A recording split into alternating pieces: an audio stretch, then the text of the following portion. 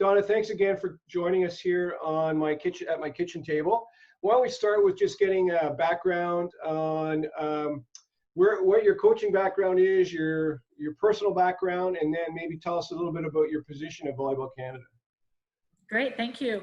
I'm sorry if I sounded a little nasally. I had nose surgery last Thursday, and I told Colin I would be here. So if I sound a little nasally, it's not how I normally sound, and hopefully in 3 weeks I sound a lot better.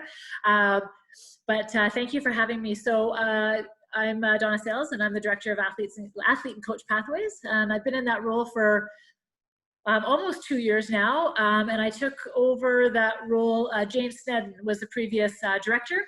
We sort of switched roles dates are running together for me now, about a year, well over a year ago now, and he's been on leave for Volleyball Canada since last August, so a year, and so I was in the interim. But my background is I started out, I actually have a degree from the University of Victoria in sport management, and went into volleyball right away because it was a sport that I always loved, and I loved the people that I had always known. So I started with Volleyball BC in 1992 as a summer student, and didn't stray very far. I went to the Richmond Olympic Oval in 2008, actually as the customer service manager, which I'll tell you I was not very good at, because anybody that wanted a refund, I was like, no problem. Like I didn't want, I just was like, it was chaos. But I was there sort of for the games, and then a couple of years after, I left there in 2012. But during my time there, I had started the Center of Excellence. Because it is an Olympic venue, there were legacy ties to high performance sport. And one of my directives was to create a high performance connection to national sport organizations through the Richmond Olympic Oval. So I started the Center of Excellence then in 2011, 2012, and James came to me not that much after that started and said, we have an opportunity through on the podium to expand this program. And is that something you'd sort of be interested in doing? And I was like, yes, I always loved volleyball, and was sort of feeling like there was another opportunity for me career-wise, and came to Volleyball Canada in 2012 and have been here now for 8 years. And I started off really focused on the rep programs. So the regional excellence programs, they were the VCCE, Volleyball Canada Centers of Excellence, across the country. At its peak, we had about 24 different programs between licensed and Volleyball Canada driven programs. We're somewhere between sort of 12 and 16, depending on the year and the semester. And we can talk a little bit more about that. And then over the course of time, I'm usually never quite settled with just doing one thing. So an opportunity came to move the NTCCs, the National Team Challenge Cup. I remember sitting in Winnipeg at the women's event, and there was 10 teams there, and it was in the middle of the summer in the university, and there was like, Brendan probably can laugh, but there was maybe, I don't know, 15 people in the stands, like some parents had kind of come. Nobody knew about the event.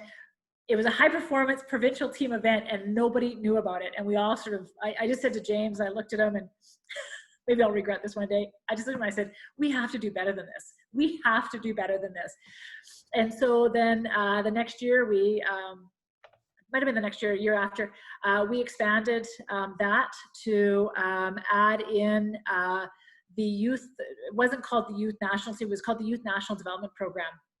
And so what we did is after that event, we selected athletes to stay and train as our youth national team, our youth national development program. And we had about 36, I think, Brenda, maybe on the guy side, about 30, between 30 and 36 through that program. And that then evolved to the Canada Cup, which is now in existence on the indoor side, to a 44 team event. It was in Halifax last year, to a joint event with men and women together, 2 different divisions.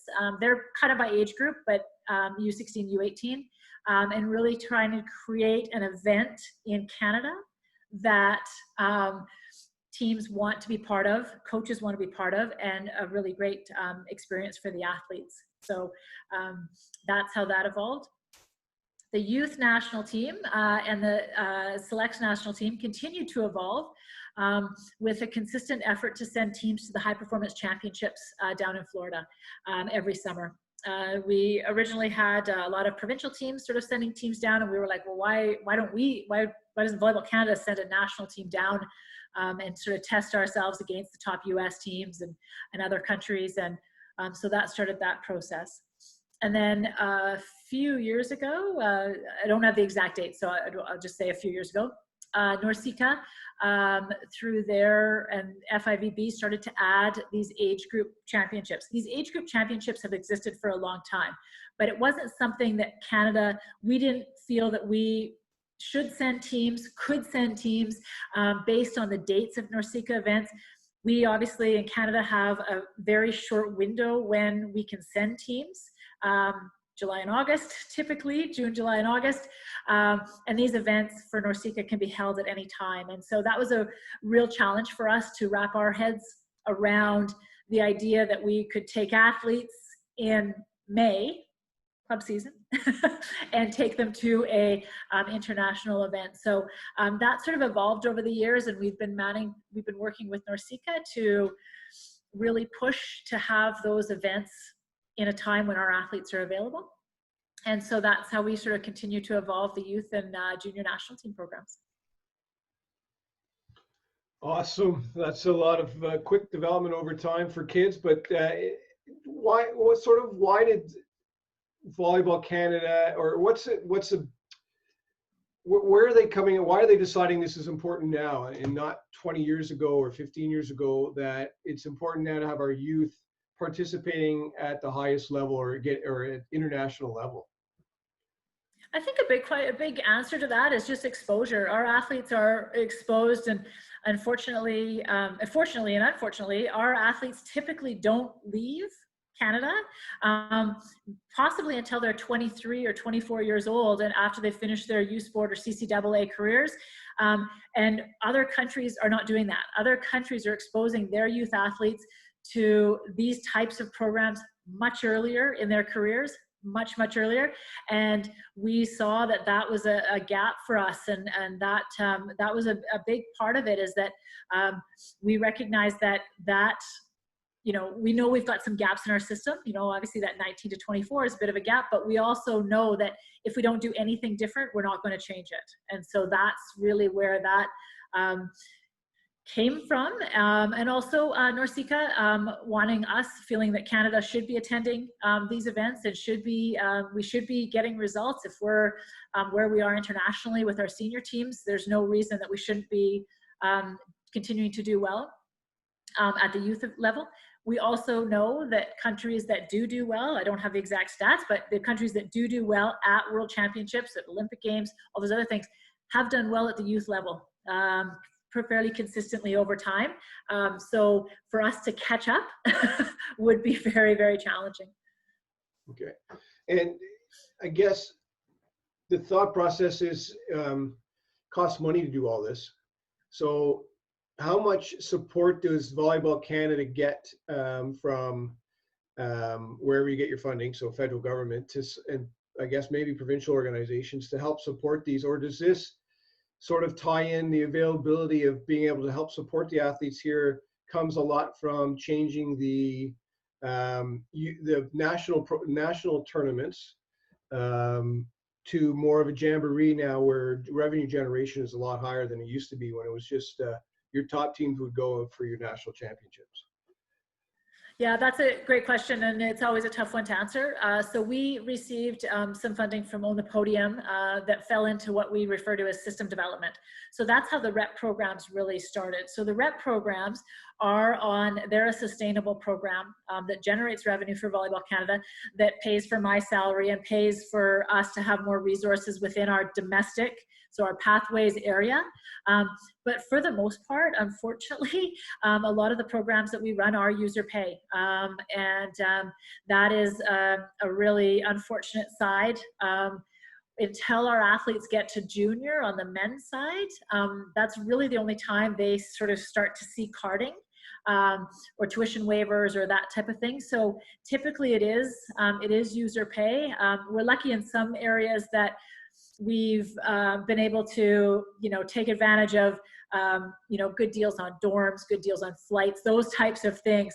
But it comes at a cost. It means that we don't get to train for 2 or 3 months. We might get to train for 8 days, because we're very, very aware of the cost to families to run these types of programs. So unfortunately, it is, at this point in time, for the most part, it's user pay. Okay, interesting. And have we participated in, other than junior, I think the juniors, the youngest group so far that's participated in NORCECA tournaments, or have we had younger than what? That's 19. Is that 21 or is that 19U, or it depends on the gender? Yeah. So our junior team, our U21 team, traditionally has always gone to NORCECA championships to qualify for Worlds. That's been quite, and I couldn't give you how long that's been going on for, a long time. The team that we sent to Worlds last year was our U18 team. So they had gone to NORCECA the year before that. So they would have been 16 at the time, going to that NORCECA championships. And I believe that may be one of the younger teams to go, but I don't have the exact, Okay. I don't have the exact history on that. Right. So, but it's just started. Like that was like sort of the first experience where we sent our young kids to across the world to compete. Or NORCECA is not across the world, but in South America type travel and stuff like that, where it's totally unique for them. So we could have in the past, and I'm so young. I haven't been around. No, I'm just kidding. I haven't. You know, I know that many know the history far better than I do. So I don't want to say anything. But for us, the challenge has been the consistency, and that's really where we've focused the efforts in the last 4 or 5 years, is to ensure that we're consistently having teams at the youth level every summer, regardless of the competition they go to. For example, this summer, our U21 teams would have had 2 events, our U20 would have had 2 events, our U18s would have had 2 events, and our U19s would have had 2 events in, I believe it was 5 different countries. So you can sort of appreciate how vast that could be and how challenging that could be for young athletes and coaches, and for us at Volleyball Canada to be able to pull off. Yeah. Yes. I was nervous. I was definitely nervous. I wasn't sure I was going to go. So I was holding my breath, and not that I like the outcome. I do not like what the outcome was, but at the same time, I was gathering the resources to make sure we could actually make that happen. Right. Well, at least we're started, right? I mean, everything has to start somewhere, and you only learn by trying. You don't learn by not doing it. So hopefully we'll be able to gain experience, and then I guess because of the challenge of time frame. I mean, America is in the same boat in terms of their window of allowing their youth to participate too. Does NORCECA sort of recognize that and sort of start to try to change their tournament dates to suit the ones that would probably host the most? I'd like to say yes. I'd like to say that we've worked really hard with NORCECA to be at the board, at the table, in terms of those discussions. We don't have final say, but one of the things that we've worked hard on is planning ahead so that we can get to them, get to NORCECA and say, okay, we're on the calendar to host. This is what we'd like to do, so that we can be just ahead of that planning. And we have to pick and choose our battles a little bit on that. We also have a U23 age category that we haven't really talked about or hasn't been part of our plan, which is our next gen group. Typically hosting is great, but it's also very challenging. And we see Sport Canada looking to host sort of the U20, not much below next gen. They really want to be hosting international events, but they're not that interested in sort of the U18 NORCECA events. So, Edmonton was going to be an interesting one with our U20 and our U21 men. U21 men wasn't going to be as much of an issue, but the U20 women, based on the age, we were going to have to be pretty creative in how we managed that team and that program.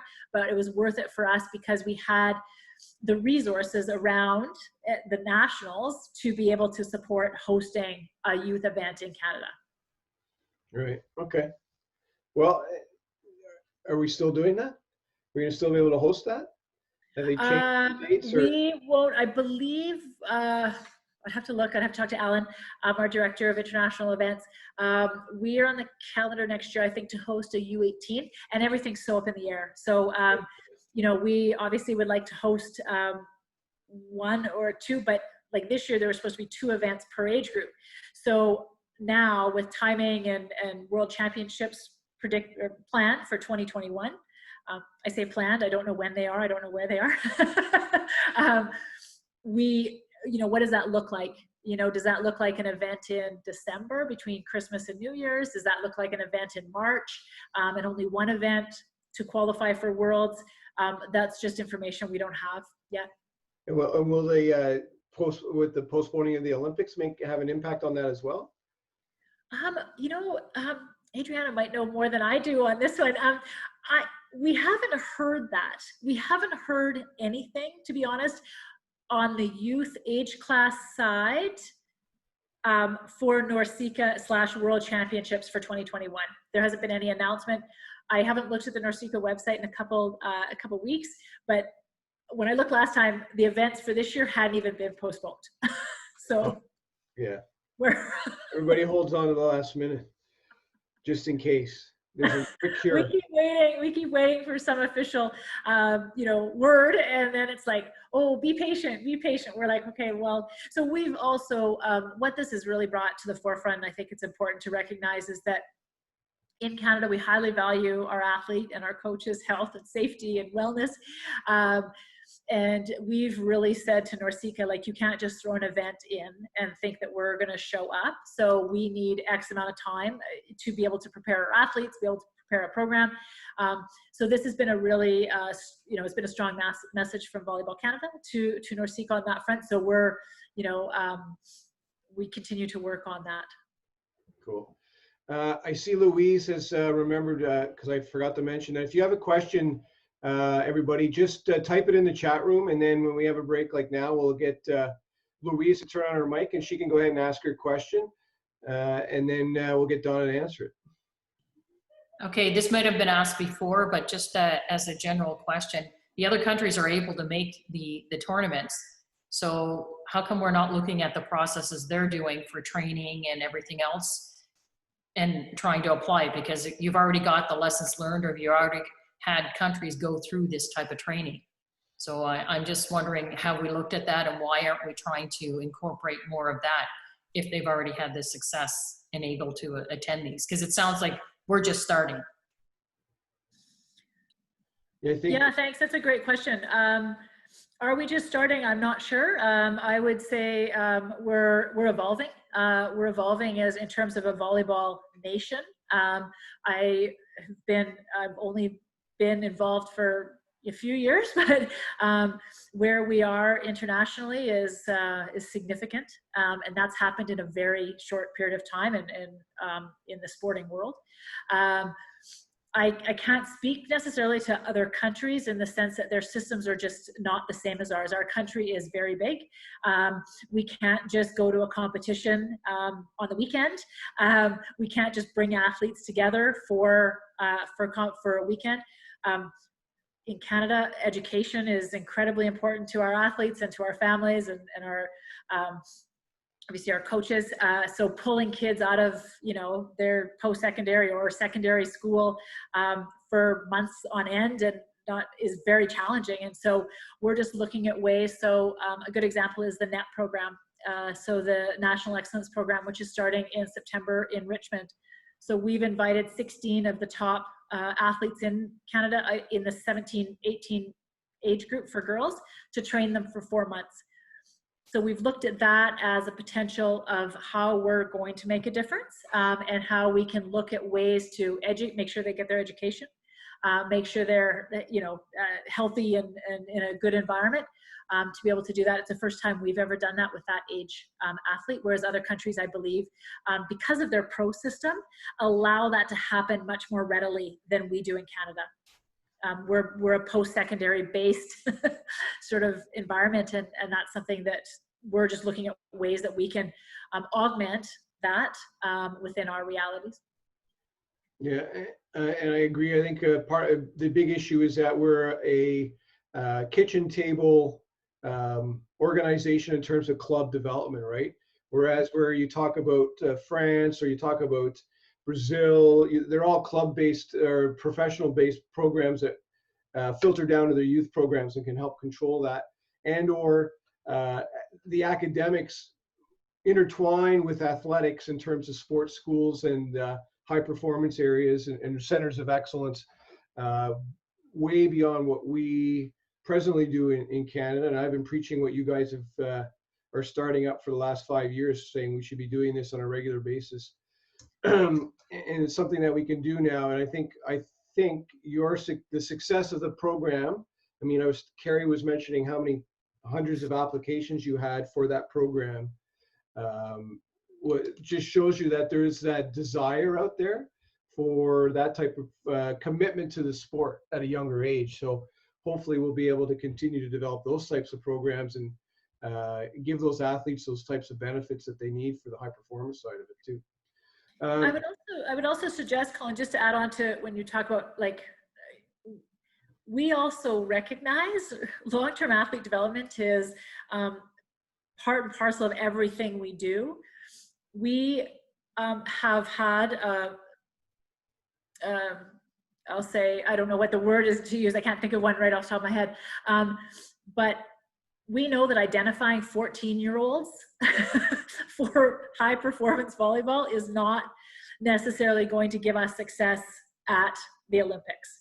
And so that's something we also balance in part of our mandate and part of our pathways, is that we want to make sure that that door stays open. You know, for the boys, it can be 17, 18, 19. We want to make sure that that door stays open. For the girls, it's slightly younger. We didn't run a U18 program this summer for a virtual program for the girls because U18 for NORCECA and FIVB is 2004 born. So it's athletes that are just going into grade 11. We recognized very early on that that age group for us is, for all intents and purposes, no matter what we want to believe, is unidentified. So they've only played at 16U level for the most part. So if we go and all of a sudden identify them that early without ever having seen them play, because we didn't have nationals and we didn't have provincials, and identify them really early on, that can be very detrimental to them long term. And we know, and Carrie can talk, we can all talk stats forever, that doesn't necessarily help our programs long term. So we also have to be careful and balance the early identification of athletes and the early specialization of athletes to ensure that our programs have success moving forward long term. Yeah, and that's sort of what the VCC/REP/ whatever it is, whatever the new term will be this year. Just bugging you on that one, but that's sort of what the point of that program is, right? Is to give athletes an opportunity to get the repetitions, to give as many athletes that want to pursue that area an opportunity to get those repetitions in a way that's meaningful and that will add to what they're doing, to continue to develop that base to help them get identified and be put into a system where you guys can start seeing them in some capacity and then recognizing them at nationals, 17U and 16 and 17U nationals, because they've been in the Volleyball Canada Center of Excellence program, or Regional Excellence program now. And so that you at least have some data on them as well, right? So that's helping to identify and at least start to narrow that field down a little bit, but not also narrow it so far down where you're just taking the best volleyball player at the day to take them to a tournament to compete at something that in reality probably won't have any huge impact on the Olympics going forward, or World Championships at the senior level. Yeah, and you know, I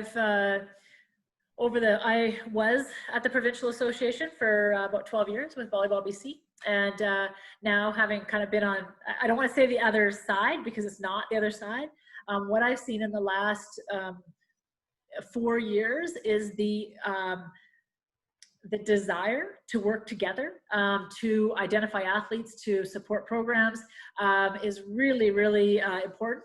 The provincial associations have done and continue to do an excellent job of sort of that introduction, that initial sort of intro to high performance. And that's something that I would say has open the doors. I see them running younger programs. We'd like those numbers to be quite big at the base. You know, the 14s, 15s, and 16s, we don't want to see those too narrow. So we do have some work to do on that. But working with the provinces to identify the athletes has been a real strategic partnership that I believe is going to be continued and is supported at both levels. Yeah, for sure.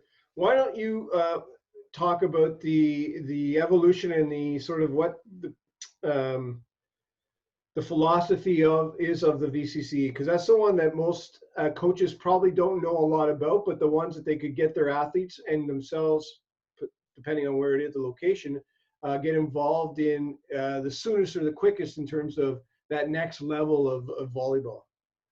Yeah, sure. Yeah, the REP programs, so the regional excellence programs, those have evolved, and I wish we had them in every community. I am always looking to expand that program.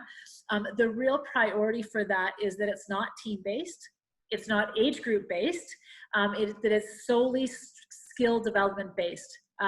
And so we have two programs one in North Vancouver in BC, and another one in Burnaby, which is close to North Van, but it's also in BC, that are actually run within the school district. So athletes from that school district can attend that program, and it's run in the morning before school or in the first block. And Volleyball Canada hires the coaches to run it, and it's a academy type program. But the focus is skill development. The focus is not team systems. It's not anything like that. Really, and if you've been on as many webinar calls as I've been with our national team coaches, they will tell you our athletes need to improve their skills. There's other areas too, but they need to pass the ball more. They need to serve the ball more in those scenarios where they are able to make mistakes and really push the bar there. So that is really where the REP program, so it's not competing with club, it's not competing with school, it's not competing with provincial team, it's not competing with national team, it's really just enhancing an individual athlete's skills. And I would say that initially it was very focused on sort of those provincial team athletes, and it's kind of evolved a little bit. It's a bit more open now to any athlete that's looking to do that. We also have a large number of clubs across our country that do a tremendous job of skill development with a focus on skill development, not just those open sessions for athletes on weekends. And so it doesn't necessarily have to be in a REP program, but what we want to see is athletes taking advantage of the opportunity to improve their skill development. Yeah, I know I run the one here in Ottawa, and I know it's always a challenge for us because both the main clubs here in Ottawa already practice 3 times a week and do athletic training, right? So and then their high school season is on at the same time. So especially for the girls, it's hard to get those during the season time to get them in. But I found this year what we did was we just ran a Monday night skill session on a specific position, and we worked on different parts of the skills, and that was well received. And there was a ton of people that are interested in that type of thing, right? Is again, because I can only talk mostly about Ontario, is we're so competition-based programming, unfortunately, that it's tough to just get to work on those skills in January and February, where you just want the reps and you want to make mistakes, you want to learn the skill, where it doesn't cost you demotion for the next tournament and stuff like that. So coaches are more, we enhanced the mistakes in the gym for that session, and it was well received. So it's kind of cool, but there must be problems across the country, different types of problems that each center has to face, right? I mean, like out east, in my understanding, New Brunswick, their club season finishes in December, so they don't go to nationals. So they got a whole 4 months off before they come competition's done before they can actually get ready for nationals. So it's a, you know, those types of things. All, how do you deal with all those types of things and still want to promote the center in terms of that type of opportunity for athletes? Well, let's just say when I go into our technical director PTA meetings and I get 13 approvals for anything, so 10 provinces, 3 territories, I take the rest of the day off. Like, I'm like, you know what, my work here is done. So yeah, no, it's very interesting to look at the different systems. A good example with the rep program is, I'll just use my daughter. So my daughter's U17. She's she can't hear me, so it's okay. She is not a high performance athlete in any way, shape, or form. But on her school team, she played right side. But on her club team, she was a backup setter / libero. So you can kind of define her a little bit by that. She's not very tall. But she went to the Regional Excellence Program in the Okanagan where I live, and she got to set. So she set the whole time. So she got her reps in, didn't take away from her high school coach at all, only improved on her setting, her passing, and her serving. But it was outside of her school. It was outside of her school program and outside of the club program. And she benefited from that. And obviously her team continued to benefit from that. So that's a pretty good example. So some of the challenges are, you know, the clubs. Certainly, I don't think they're as open to athletes getting extra reps sometimes, which is, you know, the rep program is designed to not be, you know, not a lot of jumping, not a lot of, you know, not a lot of, it shouldn't be too strenuous. It's designed to be complementary to the programs that are already running. You know, I also, you know, one of the challenges with the rep program is that for many years, it's just been one person at Volleyball Canada trying to kind of hold that fort. So I'm working hard to expand the resources in the Pathways area so that we can further build out that program and get back to, you know, more centers, more opportunities for athletes, and really working with clubs to have a program like that. Whether or not it's a rep program or not, but a program like that that can focus on individual athlete skill development. That's a big job. So right, yeah, it's interesting. It's, I mean, we know that in Ontario, Pac-Man has a big program now, and they're advertising all the time. So that's interesting. And then Keith has his program still, I assume, which is he has a big program. He likes talking about it, so I think it does well. Yeah, he's doing a great job. One of the challenges is, and it'll be very interesting to see what happens, is that our coaches are busy. We have excellent coaches, but they're busy. So the rep program was also, part of it was an opportunity to have coaches being compensated for their expertise. And that's a bit new in Canada. It sounds crazy because I'll tell you, I know most hockey skill providers are paid very, very well, and most of them drive much nicer cars than I do into the parking lot. And so we've always had this idea in hockey that, you know, these kids do extra skills all the time beyond their rep practices and that, but volleyball's never been like that. We've always just, because we've been a volunteer-based coach system, you know, so the goal with the rep program was also to create some sustainability in our coaching, in terms of a coach being able to be compensated for their work through a program like this. And so that, you know, originally, and it still continues today to some extent, is that, you know, what we envision a rep coach is somebody that maybe is coaching it, maybe a college or university, maybe part-time, and then this would be able to supplement their income. Some of our programs traditionally run Monday to Friday, so they were able to still coach on the weekend through whatever avenue they were coaching, but they could also do the rep program to supplement their income and become a professional or a paid coach. And so that's something that I would like to see go a little bit further for these types of programs, and I think that has the opportunity to really advance our sport, and I say that with caution, because I do look at the hockey example a little bit. I don't think we want to become like hockey, but I do think there's some opportunities for some coaches to be more immersed in coaching on a more sustainable basis. Right. So for coaches that are out there, other than the ones in Ottawa, because that's me, they can contact me for that part. And but for the ones in other areas that don't have a rep program, would they just contact you, get in touch with you, and say, hey, listen, I saw the podcast and SportsCan does a great job, and you did a great job, so we're interested in maybe starting up a program, or how do we start the program? They just should contact you? Yeah, no, that's great. I get emails on a fairly regular basis from a coach that maybe has just moved to an area. I actually have a coach who's from Saskatchewan, and he just started a program in Cranbrook. So he's doing outdoor training sessions because our restrictions here are allowing that. He's running it in Cranbrook as sort of like an intro to a fall rep program.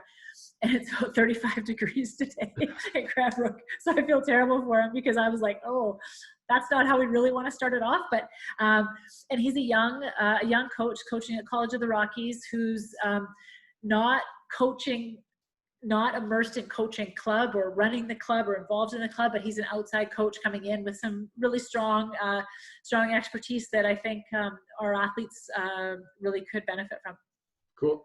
Just before we leave the rep program, does anybody have any questions they want to ask Dawna specifically about the rep program?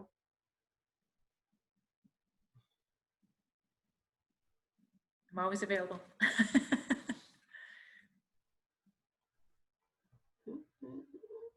If you come up, Aaron, you gonna talk, or is it you just turning you're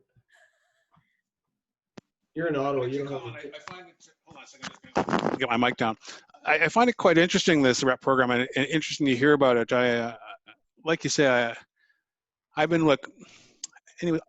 been starting to get involved a little bit. I've had an opportunity to just start getting involved for the last couple of years with the TMO Academy concept, and I find it's been quite interesting. The challenge seems to be to get some type of desire to want to work on skill development. So I really like the way the conversation is going here, and I guess this is where Louise and I work a lot together too, and we talk a lot about that. There's so many common threads, but everybody always seems to think that their way is unique. But I think a lot of the general concepts can be, like you say, on the skill development, just the fact that that leadership exists in everyone, but it might not necessarily have to be the same. And there seems to still be a reluctance to get together.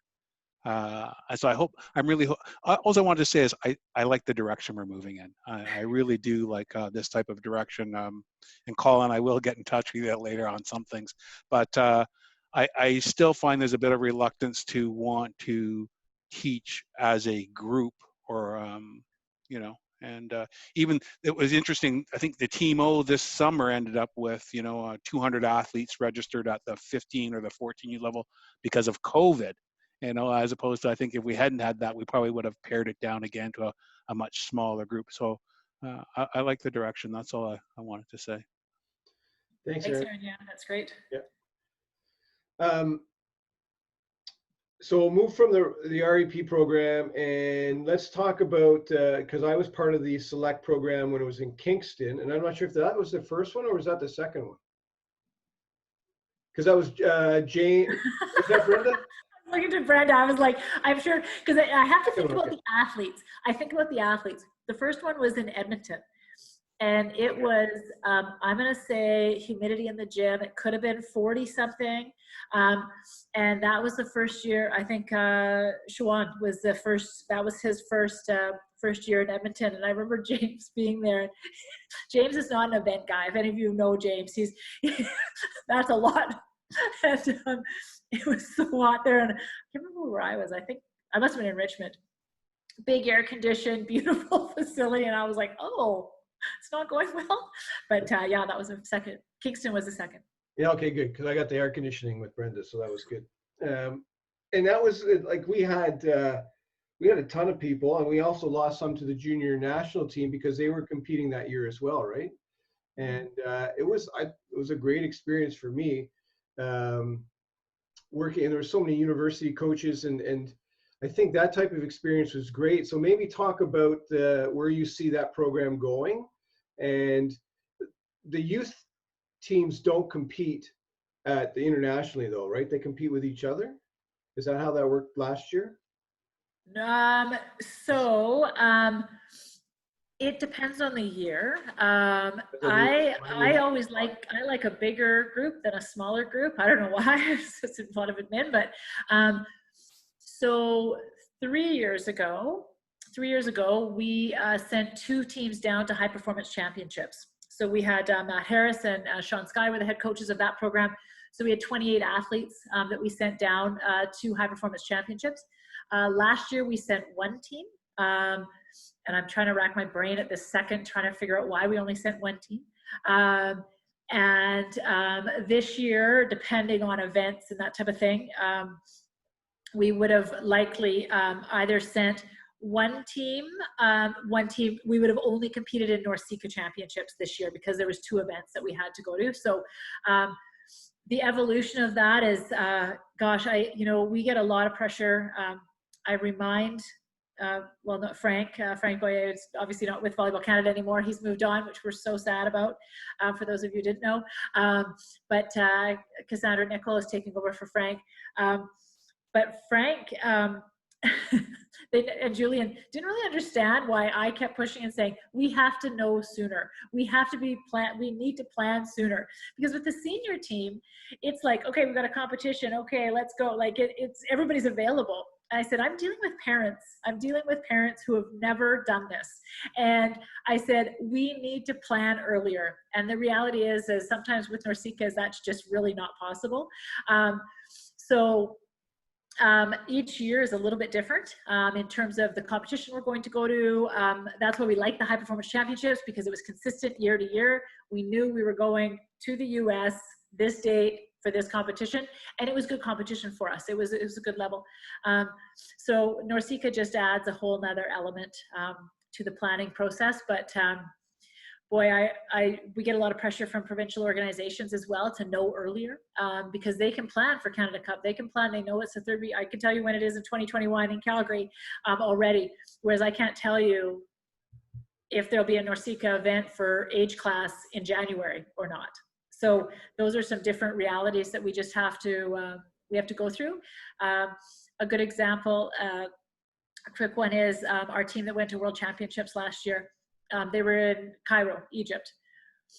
I was very nervous. There was a lot of anxiety and, a lot of risk management strategies went into that. A lot of conversations. And, the parents were fantastic. So we were all set to go to Cairo. We had the dates, we had everything else. About 2 weeks before, I get the package from from FIVB saying that our team is playing in Ismailia City. And I was like, so thankfully I Google Ismailia City. It's an hour and 45 minutes from Cairo. One of the biggest risk management issues that we had from Egypt was limit your time on transit. Limit your time in transit anywhere, because that is an issue. And I was like, oh my goodness. And then, so I'm like emailing the FIVB going, you can't do that to us. What are we going to, so we ended up staying at a hotel that was 3 minutes from the gym in Ismailia City. But all the parents had to decide if they were going to change venues or change hotels. And so one of the parents said, how can you do this? How can you do this? And I said, it's not me. It's really not me. So there's a learning curve in terms of this international travel that many of you can probably speak to very well. And you have to be able to sort of go with the flow, and each year sort of look at each group and say, okay, do we know who these athletes are? Have we identified them previously? Do we need to start fresh? Do we need to have a selection camp? Do we not have a selection camp? What does that look like each year? And each year we go through the steps of that process. We would love to have a selection camp. We would love to have a week-long, 2 weeks long, 3 weeks long selection camp. That would be fantastic. But the reality is that our athletes are traveling from across the country. So we have an athlete on Vancouver Island, and we have one in Nova Scotia, to bring those athletes after they've already competed at club national championships and paid for club national championships, to be able to have them fly somewhere else and come together is a real challenge. And we are very, very concerned about the cost to families to do something like that. So can we identify athletes through national championships, which we've done for a few years? Do we feel that we need to have a selection camp? Can we expand the list of athletes so that we're not sort of cutting it down so finite that there's no room? So the year we had 28 athletes on the men's side is a good example. Could we have cut that down to 14? Maybe, but then that would have meant that more sort of pressure to have a selection camp. And that may not have paid the benefit of having 28 athletes in that program. Yeah, so it sounds like you're almost becoming a university program where you have to start recruiting. Except you're the only one. You don't have any competition. You just have to convince them that they want to spend a bunch of money in the summer and play on it with the Canada Maple Leaf on their shirt. But that's I hope we don't have to get. I tell people all the time I have the best job because I just get to tell kids they've made the team. So I'm like, oh, good. I always get to be that voice. It's been an evolution to watch. I'm really proud of our young athletes and our families. I've worked with some of the best families in terms of their openness and their willingness to support the program, especially such a short duration program. We don't get the parents, the club, the cooler parent. We don't get we don't have that kind of relationship with the families. So for them to sort of trust us and say like, yeah, I want my kid to be part of this is a huge responsibility. When you don't have a previous relationship, could be good, it could be bad, but we'd love to know all the parents. That's why the virtual program has been so fun for me, is that I've actually gotten to see the athletes' faces on a regular basis and kind of get to know their personalities. And I'm not necessarily always part of the selection committee, but to get to see and get to know the athletes through even online has been a real benefit. So the selection committee, I was just thinking, who's like the selection committee is just who are they? So typically with our youth programs, we start off with receiving the athlete list from the provinces. So the PTAs send us a list of athletes, and that is that's our starting point. So that's really quite critical. Some provinces do it. There's many ways that they go about doing that.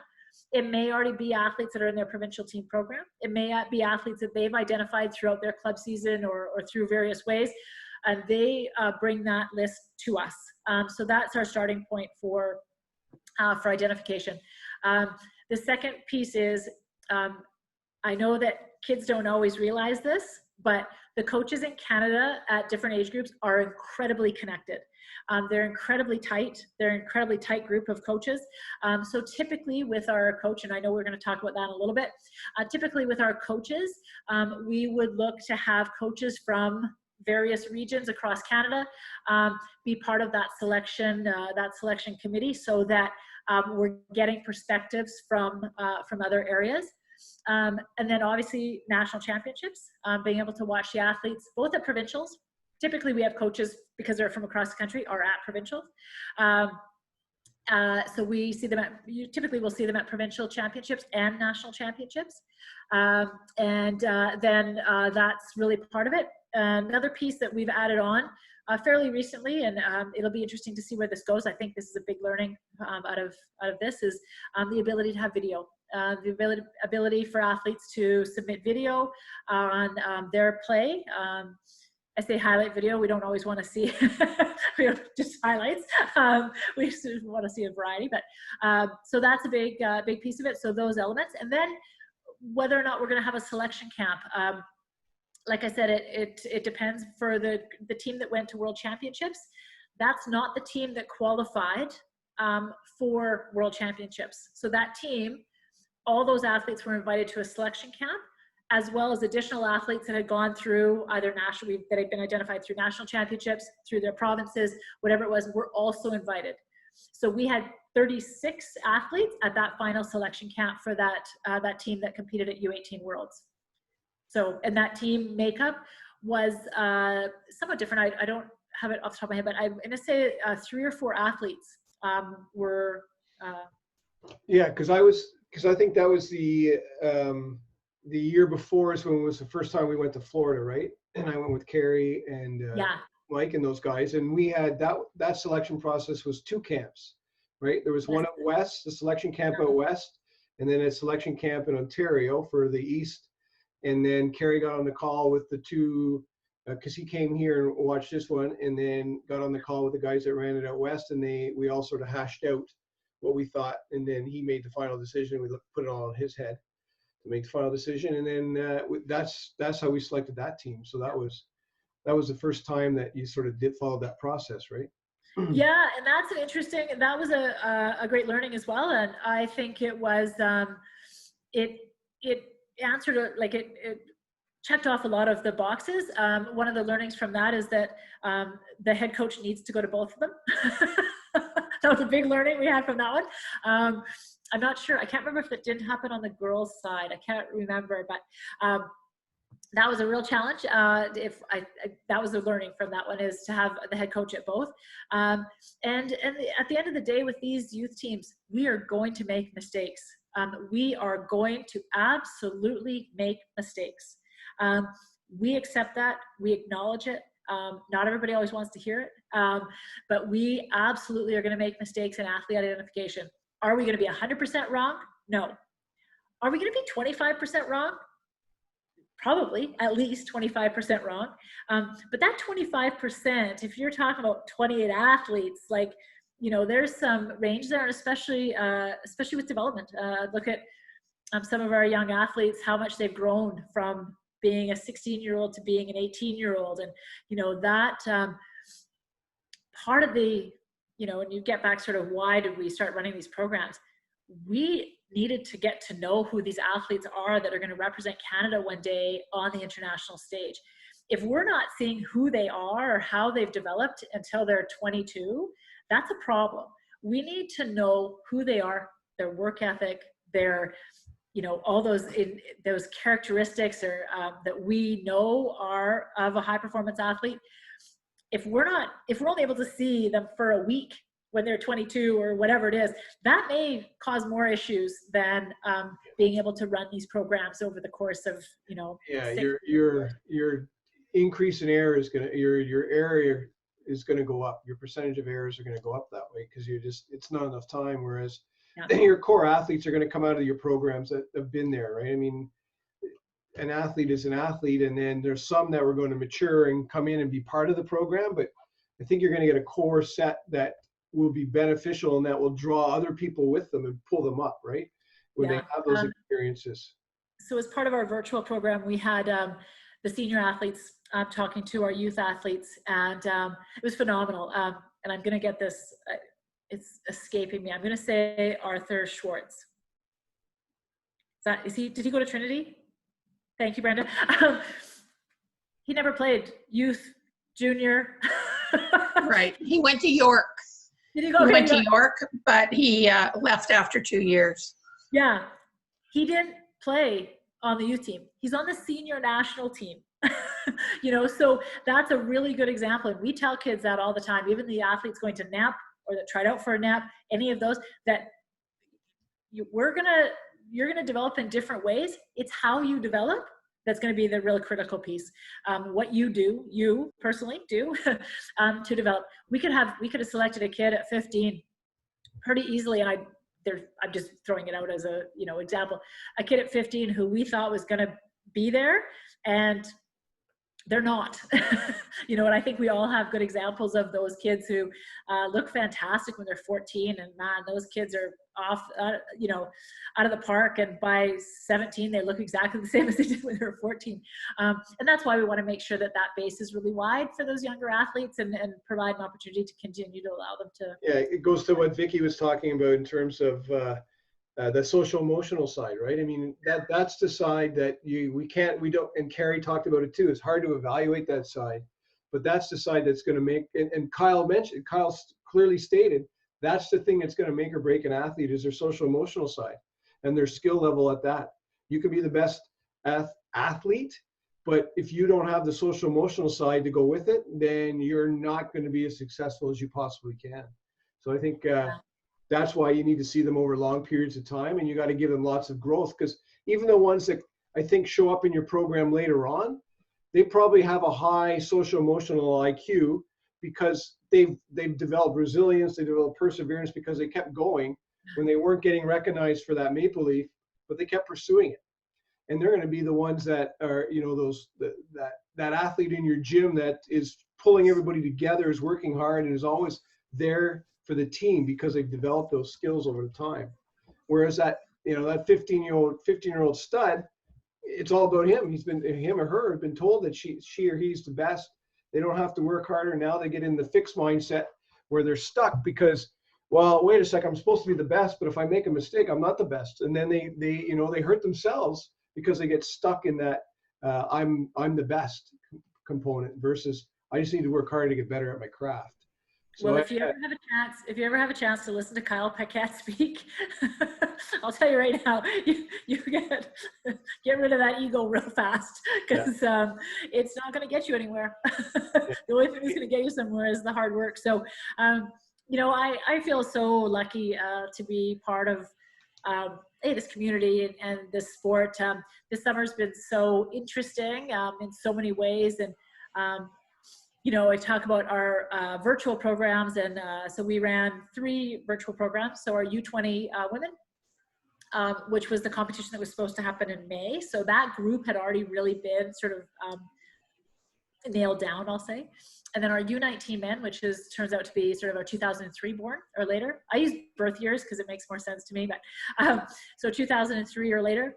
So we had 30 athletes as part of that program, and they did 2 phases. They did 2 week-long, twice a day sessions.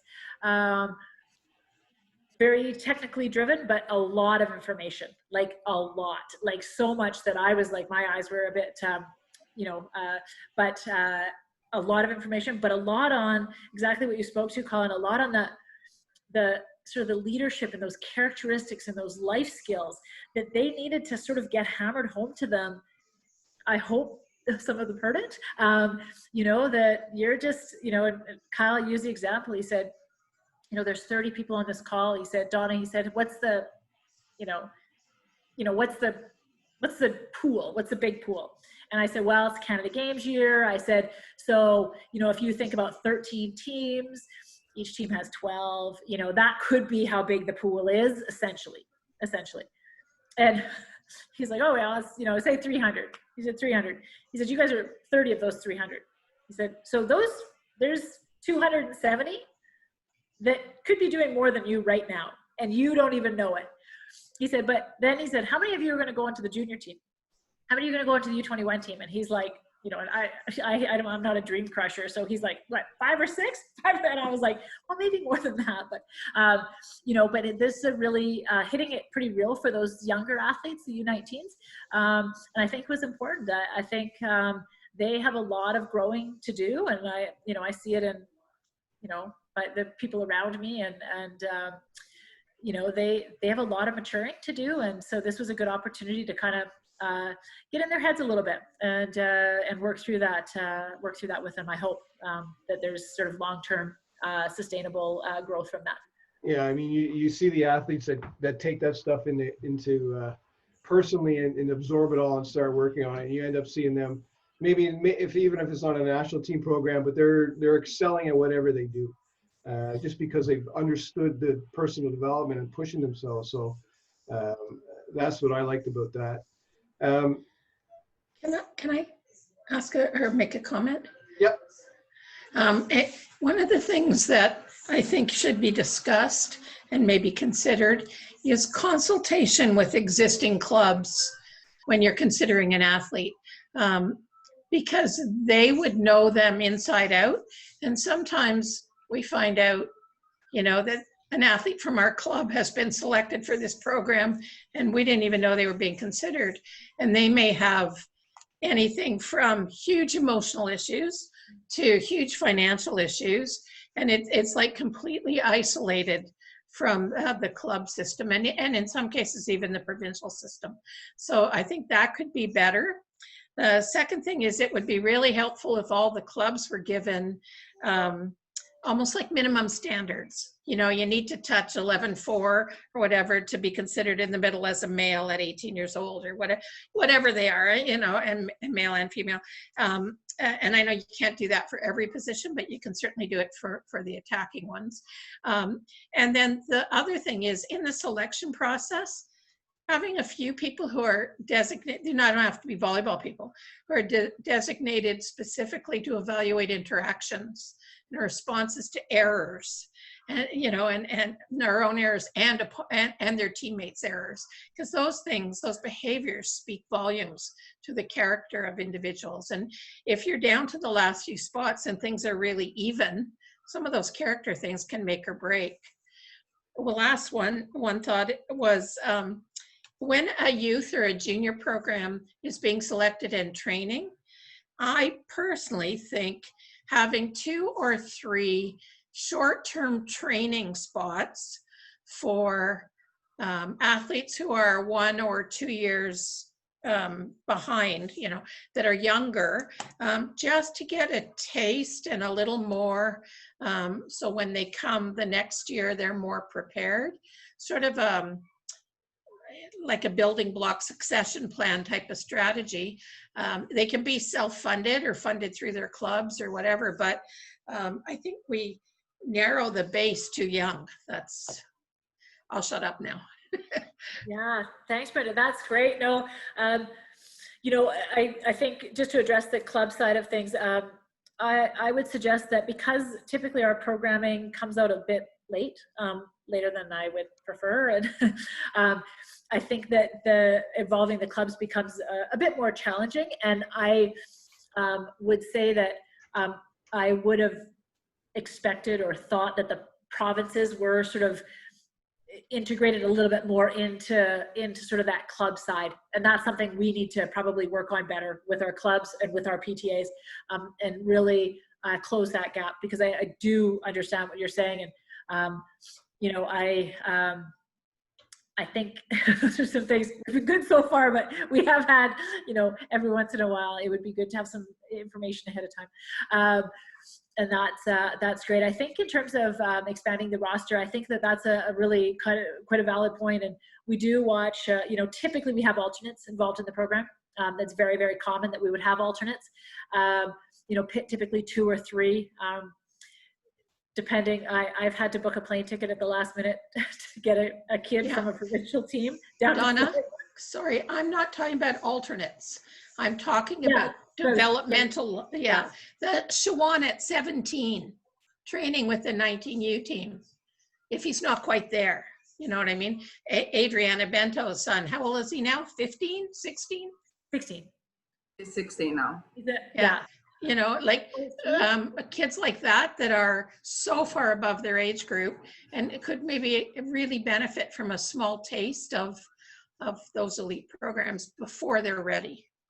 Yeah, I think that's great. And I think one of the, it's a great idea. And one of the things we did this summer, which I would have liked to expand on further, and I think we will continue to expand on, is that we had 2 athletes that were in the Ottawa area, and the team was training, well, not the team, a few athletes were training in Gatineau. So those athletes were able to go with the senior team. And so that's kind of a unique opportunity that doesn't always happen. Trust me, in our ideal environment, we would have all of these teams training in the same location, in the same gym, in the same dorms, eating meals together, across the board for 2 months. That would be sort of maybe 3. Well, 3. That would be really our ideal environment. But again, I get the toughest part of my job is balancing costs with the program we deliver. So for example, to have, if I have, I'm going to just use example, if I have 4 coaches and 2 of them have access to a free gym and that isn't a cost that is put onto the athletes, or they have access to some type of food and accommodation that is reasonable, or it's closest to an airport to get them to and back from a competition as economically as possible. Those are all things that I weigh in terms of how to run these programs as cost effective as possible. I wish that wasn't the case. I wish it wasn't. I don't even know what I would do if I didn't have to negotiate and manage all that. If I could just book something. So that's something that we're working with. It's hard. You know, Gatineau doesn't have necessarily, you know, dorms and accommodation and food services. That's challenging. Richmond doesn't either. And so, you know, what was our give and take available? And if we had that as an option, we could plan a little bit easier to have those, and I don't want to use the word alternate. I know what you're, I'll say extended roster, you know, yeah, I mean, that would be fantastic to have some athletes like that involved. So it's definitely, that's good. Can I say something? I don't know if just take what Brenda said, and of course you remember my son when we spoke about the national team here. He's not here anymore. He's in Brazil now. He played for Brazil because of dual citizenship. But I think like Canada improved so much, right? Like in terms like the athletes, how many good athletes you have. I think national team now have the junior national team is a big change compared what it was before. I think everything is going very well. The only part that I see, not a problem, that I see just how I see this for the beach side too, don't worry, is sometimes we align ourselves too much about the provincial team. And I see a lot of kids, they're not in the provincial team for different reasons. And we lost these kids. They're not going to be involved for finance, like Brenda said, or because they have a better training outside with their own club. There's always sometimes be in touch with clubs, the coach can give a better feedback. Like in my story with my son was, he's already played 2 years in a row for a U18 team. He was young, yes, but nobody thought about him being the national team here in Canada, just because he is age in that time. And he's already 14 years old playing the big guys. Like you said before, we don't know, especially for the men's side, when the kid's gonna develop and how much. And they can develop it when they're 17, 18, 19, or not. We don't know. I just think I don't talk myself here as a mom, I just as a coach, like we as a national team have to be more open, like more eyes everywhere. And if you just wait for the provincial team to give the best players, we're gonna miss some. And I think provincial team improves so much now in their work, how they work with the kids, the program that they create now. But we're still gonna miss kids because we have a lot of kids outside the provincial team, and sometimes you're gonna miss great kids outside. Just a situation that what's happened with my son. Not that he's great at what he is right now, but I don't want to have happen with other kids, and this can happen if we know look for young age. Not for them to be in the national team, by the way, but see and track them from the young age to see, let's see in 2 years, what's to happen with the kid, girl, kid, like boy, right? Like what's gonna happen with them in 2 years. And from 14, 15, 16 is a huge change. And 17, 18 is crazy. How much they change, or they're not gonna play the same they played before, or they're gonna play so much better compare what they played before. It's just my question for you is how much the indoor coach be involved with the coach that has selected these kids right now, like for both gender, for the women's side and for the men's side. how much the indoor coach is involved. They know this is the type of athletes that I'm looking for the youth. And this is what I need them to be when they come to me in 5 years, 6 years, 7 years. I don't know how many years. Yeah, it took me a sec there, but I know what you're asking. Yeah, so one of the things I just want to really have everyone understand, and it's really important, is that when I say we start with a provincial team list or a list coming from the provinces, it is a starting place, and it is here. And then we have these other avenues, because that's something that we also really acknowledge, is that there are athletes that aren't playing provincial team. We know lots of them. There are athletes that aren't involved in that, or they play for a club that perhaps isn't exposed to provincial team or whatever it is. So that is definitely a factor. So one of the big takeaways that we've had just really recently is Shannon Windsor, our next gen coach, going around on the women's side and doing our National Excellence Program identification camps throughout the country. So she did 10 camps, over 200 and some athletes. I probably can go on record as saying, I don't remember the last time we ever did anything like that, where we had a national team coach in gyms in almost every province, working with the coaches, both club coaches, as well as other coaches involved, getting the message across about what we're looking for national team athletes and what things athletes need to work on. And if you've met Shannon, you'll know she's pretty, she's not a wallflower.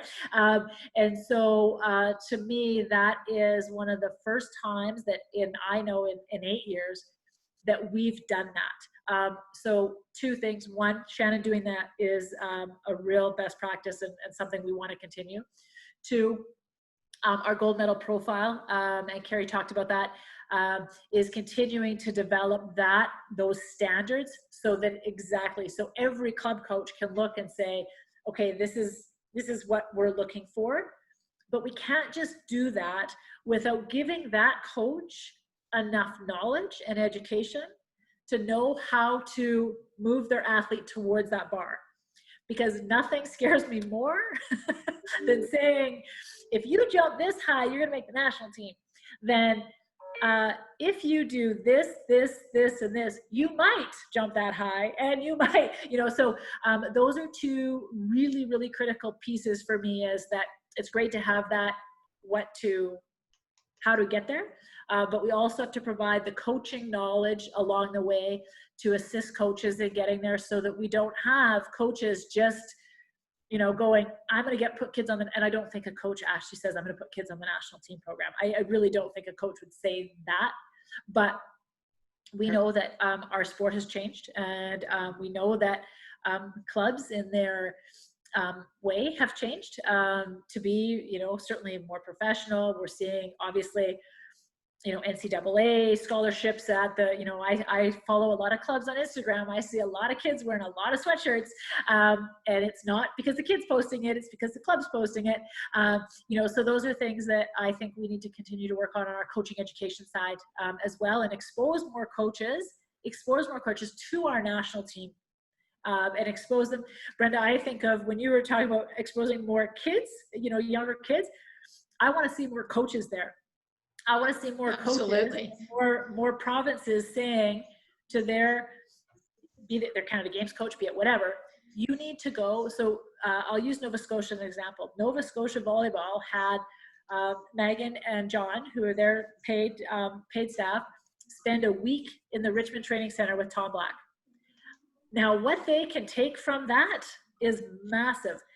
Absolutely. And that didn't cost Volleyball Canada anything. That didn't cost us anything, but the level of knowledge that they gained from doing that was priceless, really.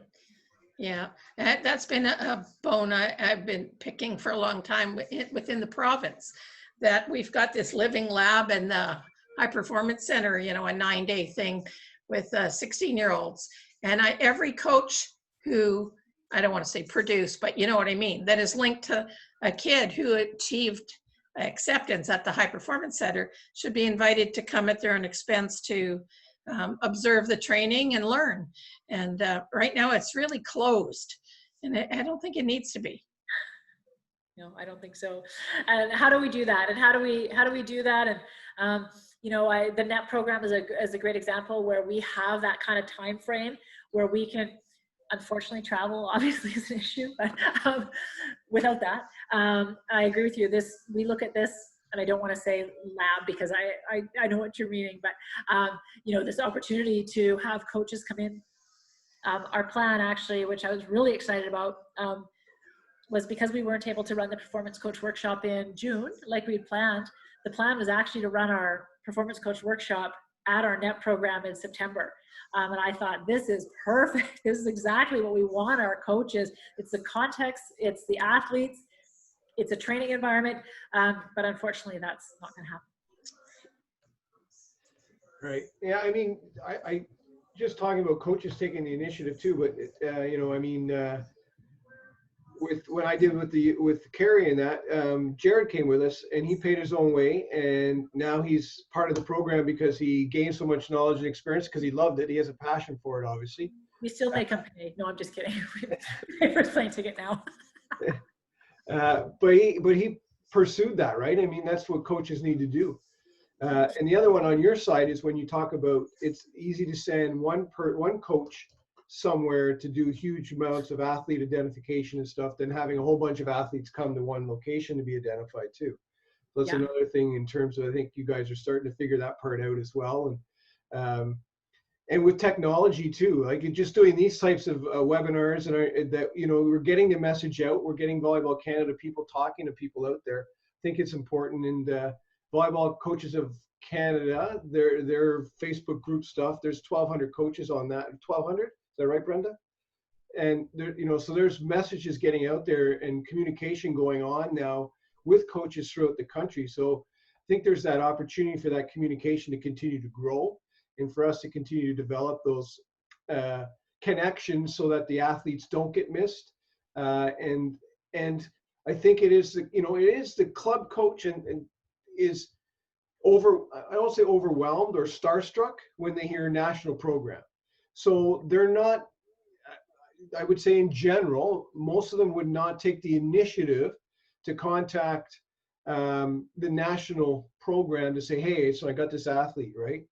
And I think if we can break those barriers down and show that we're all, you know, we all sleep, we all pull our pants on one leg at a time, and we're all in a coaching community, we all love the sport, and that's our common bond. Maybe we can get coaches more willing to take, I guess I always say, take out outside your comfort zone, to take that risk, to talk to someone you don't know, but you know, you sort of put on a pedestal and find out that it's not so bad. I think if we can make that happen more and more often, I think we're going to get what Brenda and Adriana is talking about in terms of that communication between club and national team and become more, join it closer together. I mean, it'll never be tight, but make it closer and closer together and make it easier and easier to make those types of things happen. So the athlete benefits in the end. And then as well as the coaching. I mean, our coaches right now, Glenn is not going to be around forever. So we somehow need to find that replacement. And that's a hard shoes to fill in. You know, Dan's working hard at it, but you know, Dan won't be around forever. So, you know, we've got to keep building.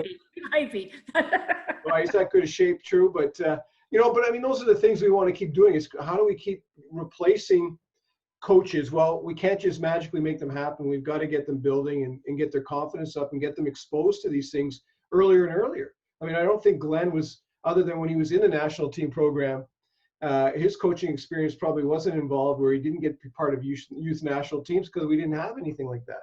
So if we can shorten that learning curve for our coaches, I think that's going to benefit our athletes in the long term as well. So I think you know, those are like what Adriana and Brenda have mentioned is a good thing. And I think, Dawna, you're doing a great job of promoting that. You agreed to come on here. So, I mean, that's one, you know, that's a good step right there alone. How would you suggest to coaches, what's your suggestion to coaches that want to get involved with the national team programs? Like, what should they do? How, you know, what are some different avenues that they could get involved in that? Well, you know, contact me first. That's a good start usually. But typically, you know, we want to see coaches who you know, get involved with rep programs, get involved and see things beyond just their club or just their athletes. And I think that, you know, that sounds a little bit sort of harsh, but we want coaches that can see the, you know, the 10,000 foot view and really understand A, their limitations, B, their strengths, and sort of work with, Jared's a great example of someone who basically came and said, you know, hey, I want to be involved with this program. And I did, you know, did some research and asked around and said, okay, like, who knows him? What's his background? Okay, brought him in, but kind of went through a bit of a test period. And, you know, and we have some phenomenal coaches in Canada. I'll tell you, and I've had the pleasure of working with, you know, Scott Koski, Jimmy L. Turk, Nathan, I don't want to miss anybody, Jen Nielsen, you know, certainly Dale did a fantastic job with that U18 group, qualifying for Norseca's. You know, that group on the men's side, Mike Hawkins, Patrick Johnson, and I know I'm going to miss them, Matt Harris, Ian Ebbett, Matt Kruger. Matt Kruger is a guy that works at UBC, and from what I've seen in the past 2 months working with him, boy, if you can pick his brain on motor development, he's an up-and-coming coach. So we kind of come through these coaches in different ways, and through, you know, either through they're an assistant coach at a university, they might be a CCAA coach, and just university hasn't been an option for them, but they're really focused on the athlete, the process, and the program. And that's what they care about, as opposed to their own athlete or, you know, what we always say, the name on the back of the jersey versus the name on the front of the jersey. I think that's really important. And we see that. I always see it in, you know, our beach coaches, Adriana and Josh. And, you know, it's those athletes that, you know, those coaches that are just there putting in their time every single day, regardless of who the athletes are. You know, those are the ones that we're sort of looking for. The rep programs are a good, you know, good entry point, I'll say. They're not everywhere, so it's a little bit difficult to say that. And I also don't ever undermine provincial team programs.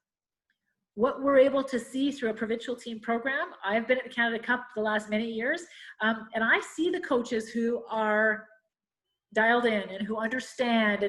And Carlin is a strength and conditioning coach out of U of C that we've worked with on a number of, did she work with you guys? Yeah, she was. Brenda, she was there. I mean, she's you know, top of her class in terms of what she does. And so we just see those people through those connections. Our group is very small. There's not, you know, but I'm also incredibly passionate about making sure that we spread that knowledge across the country, that it's not, and I don't, nothing against Gatineau, it's a lovely place, but it's not Gatineau centric. One of the things that I really love about the youth program, and I can't even begin to tell you how passionate I am, is that we get to involve coaches that can't go to Gatineau for 3 months or 4 months because of their family commitments or their life or their university jobs or whatever it is. We get to see them in a youth environment for maybe it's a few weeks or a month or whatever it looks like. And we get to sort of say, okay, like these coaches really have, you know, what it takes to be that. And how do we then, and this is a gap for us right now, 100% gap. How do we take that coach and say, we think you have some of the qualities that we see in a high performance coach. Now, what do we do with that coach and how do we get them? Just like we did with Dan Lewis. Dan Lewis has had a very unique experience, but somebody identified him early enough to say, we think you have a future as an international coach. And how do we then close the gap? So to say to, Scott Koski's not a good example because he was an international coach. So maybe he's not the best example, but I don't want to throw anybody's name out just in case it comes back to me. I'll just say Mike Hawkins because he's the head of the U19 program. How do we say to a coach like that, you're doing, like, we really like what we see. We think these are some things that, some gaps you have or some ways, maybe places you want to go with it. We need, Volleyball Canada needs to really take that and go, okay, what are some next steps for Mike and how do we measure that progress? And that's, you know, that's something that we need to do. I just like the opportunity that I get to work with different people across the country, and it's not based on them having the availability to go to Gatineau for 3 months. But it's, you know, we get little tidbits of them when they're available. So. But I mean, that's our coaching problem in Canada in general, not even just for volleyball, but how do we take young coaches or coaches with experience and help them develop, right? Your great coaches are not mentoring because they're being great coaches and they don't have time to do both. And I think that's where we struggle as a country in coaching, in amateur coaching, is how do we help our great coaches get better, and how do we help our up and coming coaches get better with coaching? We just don't have that resource in front of us right now. So I think that's and targeting more women, I think, is a responsibility as well. Huge. Well, I'll say that I have my coaching staff for my summer camp. I have 5 women and 1 guy, me. So I'm helping out on that side, and they're all university players. So. Yeah, I look at our women's sitting program, and I can't tell you how proud we are with that. I'm really excited. I don't know. It's kind of public, but it's not public. Nicole Ban is actually going to move to Richmond for the fall and be an assistant coach with the NET program. So that's a really good, perfect example. And we use Nicole as an example for a lot of things, so I want to be careful. But there is an example of an international level coach still needing and wanting development in a different area, and now she's going to have that experience, and we've sort of made some things work to make that happen. And so that again is just another opportunity that we have to continue to identify and ensure that we support.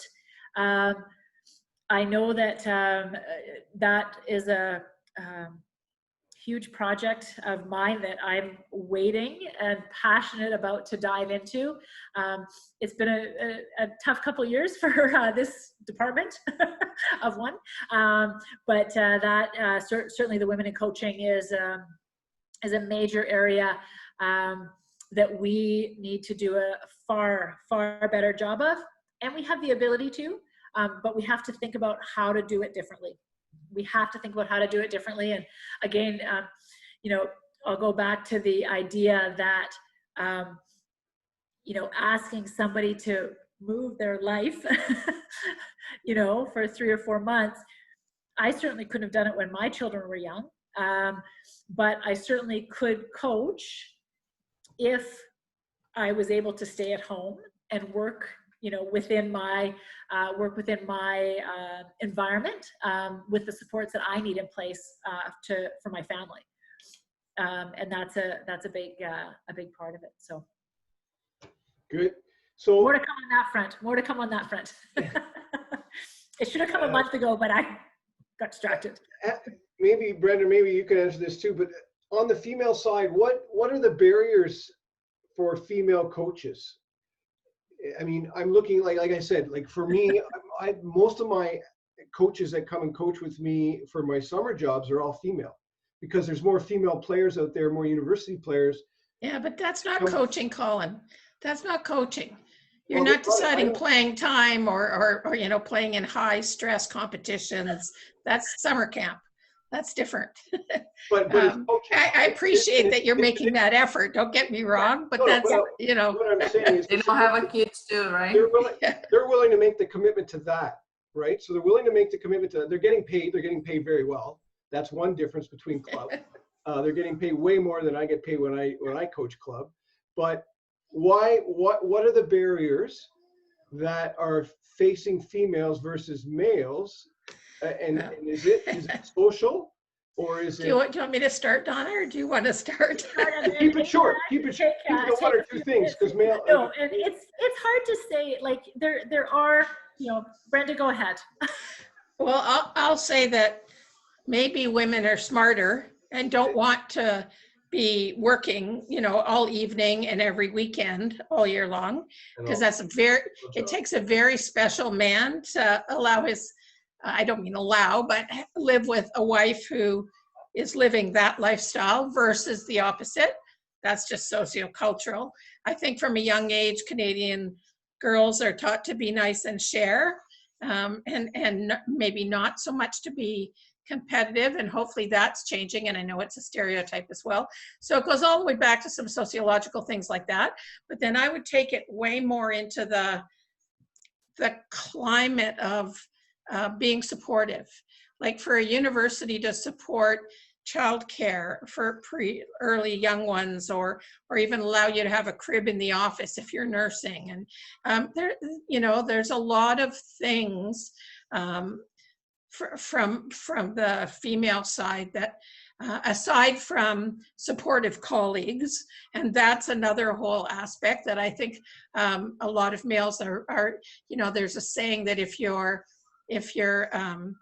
demanding as a female coach, you're being a bitch or you're being aggressive, where you're just being assertive or tough if you're a male. So there's a whole lot of cultural stereotype things that will take a lot to change. And I think it's started, but I don't think it's anywhere near where it has to be.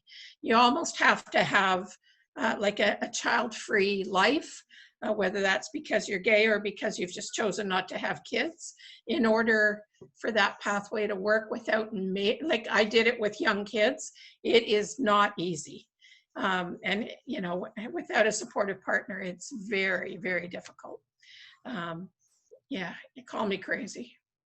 No, that makes sense. But what about even at the, like, because I mean, you're talking professionally, so professional coach, but even at the club level, think even at the club level, I think there's a lot of the socio. I don't know that young women coming out of university, who typically we'll see as our male coaches. We're seeing coaches, we're seeing, athletes that played, they start their own business, running camps, they become coaches, that type of thing. I don't believe that women see that as a long-term lifestyle that they can really commit to long-term. So there's research. Thankfully, they become doctors and lawyers and all these other fantastic. There's research that says you have to see it to believe it. And so I think the fact that there aren't enough role models is part of the problem. But it's a huge that's a huge issue for sure. And I think you need a very. There's also some research now, not just in volleyball, but generally in coaching, that says if you can hook them in right off their playing career and give them, positions with a mentor and so on, more and more will grow and take on that kind of career path. And we're seeing a number of those coaches, Christine Briggs, Jennifer Nielsen, Nicole Ban. We're seeing not enough. We're seeing more and more. Sandra Lamb from Mount Royal, just naming a few. We're seeing some of those coaches who have had exceptional mentors in Lori Eisler and Christine Drakic and others. So we are seeing more of those coaches choosing it as a career, but I have also seen where we also need athletic directors and administration to take a real strong and hire female coaches and hire them and give them a chance, put mentors around them to support them, so that we continue to see more role models available for our young athletes, especially. I was so proud at Canada Cup last year. I think it was you that Div won. 3 of the 4 gold medal, the winning coaches were female. So gold, bronze, and silver. And Mike from Ontario, he's fantastic. I said to him, I said, you're a great coach too. I really, really like you. But it was great to see women having success and being able to acknowledge it in front of their peers, but also in front of the parents and in front of their athletes. So that was a pretty proud moment for me. So Adriana, I'd love to hear what your thoughts are on getting more women coaches. Love to. Like one thing that is not just about coaching. We just talked last week about athletes that we lost We lost athletes because they can't keep play Yeah. in high level. When they talk about what is your next step in the high level, they like is different. We in the beach volleyball we can have a lot of men's, they can keep in play and nobody question about why you still play. Yeah. The women's, I lost 3 athletes last 1 year ago, 2 years ago, 2 more that could be the best players for us, just because in the end they had to decide to come back and say we're going to get more money there. They came to us 1 year, they not survived 1 year. I know, like sometimes we think, oh, they should be more strong to survive there, but nobody questioned the men's side why you still play. Opposite, they give more like the family, specific the families in behind. And I never thought about that. And I never, because like say, I'm from Brazil, and in Brazil is like competition, they go hard and you receive money for that. That one is a difference. They pay for you. They pay for you to play. In Canada, you have to spend more money than you receive more money. And I think that one is a huge difference between like, right, this is what I say in Canada, the sport improves so much. But when we talk about, I'm a professional athlete, not really. Like walk as look like a professional athlete, but in the end of the day, you have to coach a lot. You have to coach other kids. You have to go to work. Like a lot of things happen, and this is why sometimes we lost athletes on the women's side. We lost coaches because now if they have a kids, they can't survive. When I started coaching Canada, I have 2 kids, right? My kids was like 5.5 and 6.5. Like, and for me it was hard to coach and try to find this time. I keep persisting and I keep going, but it was not easy. And of course my husband was a swimmer and he was an athlete and he knew what does a life look like. But like, if you don't have the support, for sure, 100%, you're gonna quit on the first day and you're gonna say, I can't do this anymore, right? And when they get older, you're better. It's so interesting. It's not Like, easy. I have a very supportive husband. Like he's great. I was the head coach. He was the assistant coach when we were coaching club. I can't tell you how many women said to me, I can't believe you're giving up all this time for other people's kids. And I was like, can you imagine? I can't imagine saying that to like my son's hockey coach. Like, I can't even imagine that conversation. I just looked at them because I coached before my kids were young, and then we stopped coaching for a few years. But people would say to me like, oh, I can't believe you're giving up so much time for other people's kids. Colin, I don't know if anybody's ever said that to you. To be honest, I've been told that a lot. And, Okay. but it's all by women. It's never been by a man that's ever said, well, you give up a lot of time. It's always been a mom that said it. So I mean, it's. We have to change the language. I'm becoming more and more vocal on, a provincial association that shall remain nameless, posted on Mother's Day, something like even the wording they used on Mother's Day, I was like, sorry, I'm not the cooler mom. I'm not the team mom. Oh, I used to get that I'm too. the coach. And like, what?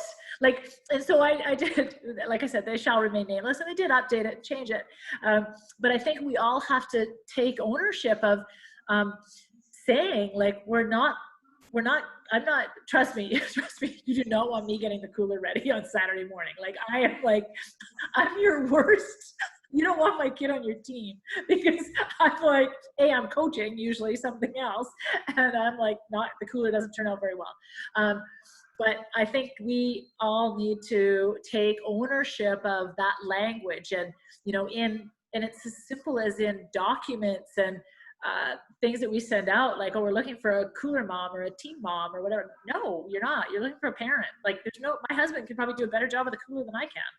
Right. Yeah, for sure. I mean, language is important. Yeah. And I think that, I mean, with Black Lives Matter, I think it goes also to race, right? I mean, it's the same thing. And being an old white male, my time has come and gone. So the reality is, and I accept that for what it is. You can't be done yet. You're still doing good stuff, Colin. I'm still trying, but I mean, I'm shaking my head because he was trying out for Queens when I was coaching. So. And you cut. That's started my coaching career. We're not going to get that fast. I prefer to play, not to train.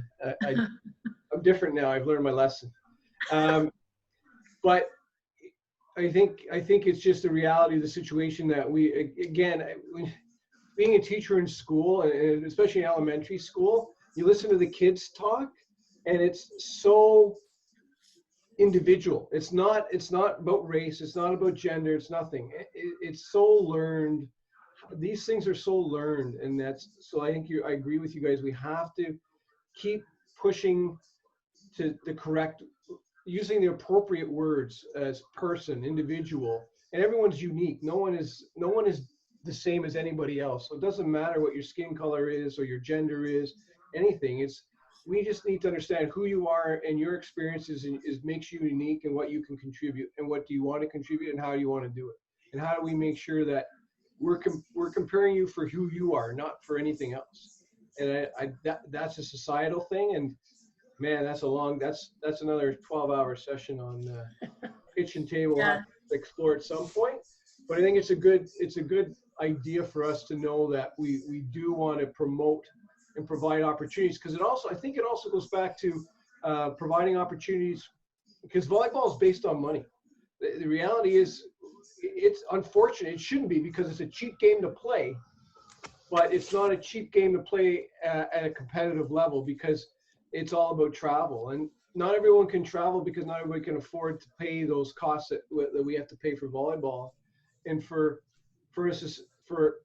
clubs and for national programs and provincial team programs to figure out, how do we get all the best athletes in, not just the ones that have parents that can write checks. And I think that's another thing that we have to look at and try to figure out as well, because there's a lot of good athletes out there that we lose because they just can't afford it. And to me, money and gender should never be a deciding factor in what you're worth or what you should be able to do.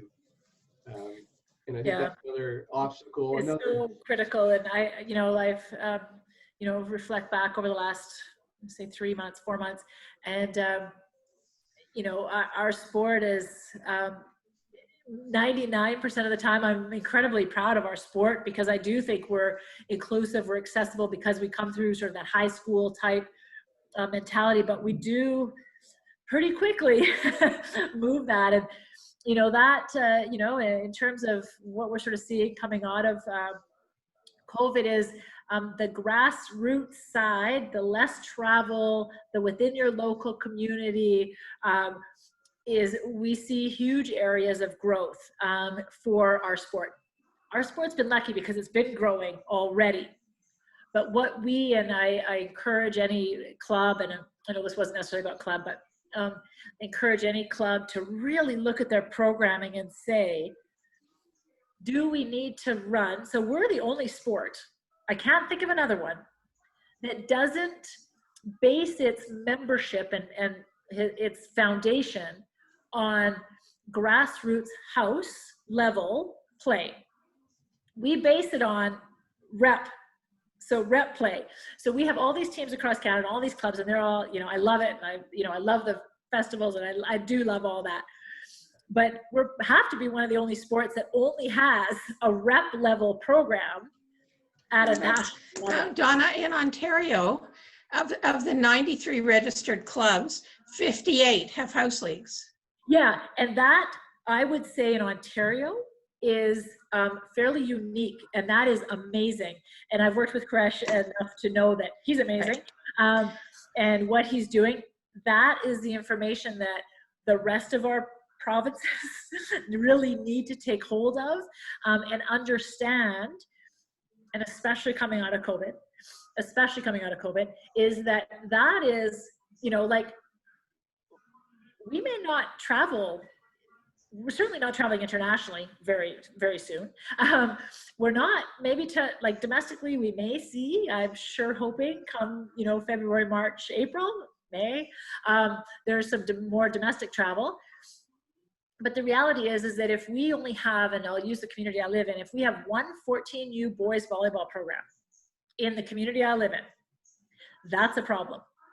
If we have 24 boys playing volleyball at U14, or heck, let's throw it out there, 48 boys playing volleyball, and they can all play against each other, have a great experience, very low cost to the parents, very low cost for the gyms, everything else. Can you imagine what our sport could look like? Can you imagine what our sport could look like? And I've been, you know, knocking this tree for a while. You'd be shocked at the resistance that I get from clubs to do that. But what about, I'm like, what about what? What about what? So what we end up seeing then is in a small community, those 14 kids at grade 8 become 8 by 16U, if 8, and then guess what's happened? The top 2, they go to another community because they're going to get a better experience there, right? And so we don't do ourselves any favors. So the fact that, did you say 58 out of 93? Mm-hmm. That's exactly. awesome. That's awesome. I would be very fascinated to find out. I'm going to find out now that stat from across Canada of all the clubs who run not a community center program, because that's different. No. I'm talking about a grassroots house program through a club. And I have to think, in Brazil, I have to think that those kids, like, they identify with a club very early on in their lives, I would think. In the initiation group, yeah. Like, you know, they affiliate with that club, and can we do that in our sport? You know, move sort of our coaching education to focus on that grassroots side. Can we make sure that those kids are getting a great experience without sort of having to be a rep program that's costing, I mean, my son 14U was not even going to nationals. And I think my club fees for 4 months, because we in BC, we only run January, February, March, and April. I'm going to say they were $900. That's a lot for a family, whose child may also be playing hockey. And I know hockey's expensive, but it's almost comparable, to be honest, or playing soccer or baseball or whatever, right? So it's just something I think as a group and a collective, we need to really think about how we are developing our athletes at a young age. And it's an interesting model, Dawna. A lot of the clubs that we surveyed, they're using 18U and even 17U athletes as the coaches in the house leagues. Yeah. And they're working off their fees by coaching in the house league. Yeah. So, you know, they get paid, but it goes into their club account, so to speak. Yeah. I've been, I've been working on that one for a while, but I was surprised that in the same conversation, and that's just a small boys example. The girls example probably worries me more. Well, they both equally, I guess. 14U high performance teams. 14U girls high performance teams. Why do they have to be 12 kids? Why can't we have 24 high performance 14U kids and divide them into 2 teams, 2 balanced teams? That seems to be just so hard for people to understand or appreciate. I don't know. I don't know what the answer is to that one, but I'll keep. 3 balanced teams of 8. Then you get lots of playing time. Nobody can complain about playing time at that point. Yeah. OVA's competition rule going forward is a minimum of 10 dressed and playing on your bench. So in fair play, you can't shorten your bench anymore. You default if you don't have 10. I like 10. I actually like 10. I'm not a fan of 8. 10, I think, is a great number. But if you have a program of like you said 24 kids, and then, or you know, why not expand that so 30. So 30 kids, and you train together. You get a gym with 2 courts, and you train together, and to me, that just provides a way bigger opportunity for development for those individual athletes. So we've done that before, and you get 1 or 2 complaints, but for the most part, when you look at the end result of 18U, how many of those athletes are still with us, and how many are playing either women's volleyball, so active for life, or how many went on to play university ball. And it was like, it's 100%. Well, the other side of it too, Colin, is that the coaching. When we talk about coaching development, and when we talk about coaching development, if we have 3 teams of 10 and we're looking for 6 coaches who are probably parents, probably moms or dads or whoever, and we give them 10, 13-year-old girls and say, okay, have a good time, we're really doing our sport a disservice. So the idea that you could have a Colin, you could have a Colin Walker lead that group, and you could educate 6 coaches and give them the confidence to then take a team maybe the next year, or continue at that same level, because that's where their development is at, and that's where they're best, because they're fantastic. Bye, Brenda, nice to see you. And give them that kind of, coaching, mentorship, and that kind of coaching environment. Boy, there's some big wins on that side. So yeah, and I agree. I think, and I know in Ottawa they're making that effort to do that type of stuff, and I think it's going to pay off in the long run. Yeah. You just got to, again, like anytime you do anything new, it's just you gotta be willing to put your neck out there and be able to stand up to it and say, what's the worst? Let's try it. I mean, it makes sense on paper, so we should be putting an effort into doing this, because the research says this is what works, not what you did 20 years ago and you felt it worked. Just because you felt it worked doesn't mean it worked. This is what we're looking at, the research, right? And sticking to it and believing in it. And I think that's the hard part for all of us, because like you said, not every coach is an educator. Not every coach has been immersed in coaching. They're doing it as a part-time thing on top of their normal 40 to 60 hour work weeks. So for asking them to go out and do and that's the thing that you hear about is, oh, why do I have to get certified? Or why do I have to do this training stuff? Oh, it's all these weekends giving it away.